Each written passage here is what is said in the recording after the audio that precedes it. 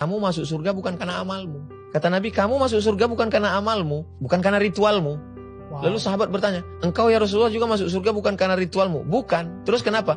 Illa ayyataghammadani Allahu birahmatih. Aku masuk surga karena kasih sayang Allah. Jadi kalau kita beramal beribadah itu karena kasih sayang Allah, kan beda dengan karena ketakutan. Mohon maaf jangan tersinggung. Mungkin mental kita mental kuli. Kuli ini tidak hina. Karena mereka adalah orang yang tulus ikhlas bekerja. Tapi mental itu kan kalau saya dapat kerja ini saya dapat apa? Padahal sebetulnya kalau dikumpul semua ritual kita itu untuk menebus surga Tuhan, surga Allah kan tidak tertebus. Bagaimana mungkin seorang Abdul Somad yang hidup 63 tahun, potong tidur, potong kerja, potong ini, berapa persen dari ritual ibadahnya untuk menebus surga yang kekal selamanya?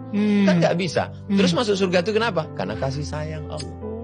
Kalau dia masukkan kita ke surganya karena kasih sayangnya, lalu kenapa kita nggak punya kasih sayang? Saya kalau ngobrol sama banyak teman muslim saya gitu ya, mereka sangat fokus banget sama pahalanya, ya kan? Jadi oh ya biar dapat pahala lebih banyak, supaya nanti di surga dan lain-lain. Tapi kalau misalnya tadi Nabi sempat bilang bahwa orang masuk surga bukan karena amalnya, tapi karena kasih sayang Tuhan. Jadi apa pahala yang selama ini mereka kumpulkan gitu?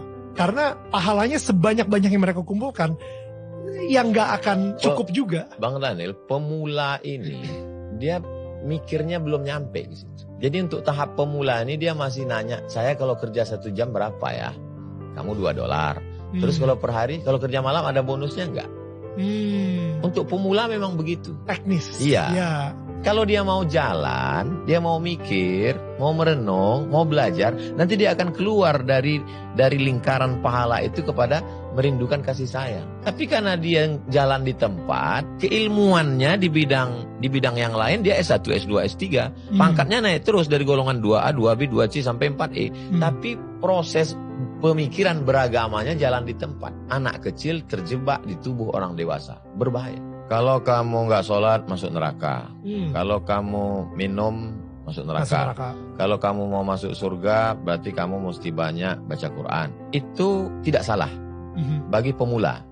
Toh kita juga dulu diajarkan orang tua kan begitu. Nanti kalau kamu juara, kamu dapat hadiah ini. Kalau kamu nggak naik kelas, subsidi silang putus. Pemula. Tapi setelah kita dewasa, kita tidak lagi melihat itu. Semua kita berikan kepada orang tua, kenapa? Cinta.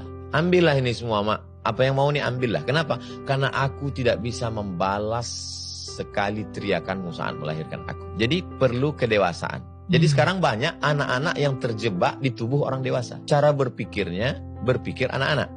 Tapi dia tubuhnya sudah dewasa. Saya pun juga dari awalnya juga begitu. Nanti kalau gini dapat pahala ini, kalau ini dapat pahala ini. Tapi lalu kemudian kita berproses sampai pada puncaknya adalah semua yang kita lakukan ini untuk turunnya kasih sayang Tuhan. Supaya dia sayang sama kita. Kalau dia sudah kasih sayang sama kita, maka semua dia beri. Kalau kita hanya berharap pahala, yang dapat cuma pahala. Tapi kalau kita berharap kasih sayangnya, maka semua dia beri. Ada orang tua. Nanti kalau kamu masuk kelas, gaji jajannya segini. Kalau nanti ranking 1, hadiahnya ini. Dapatnya cuma itu.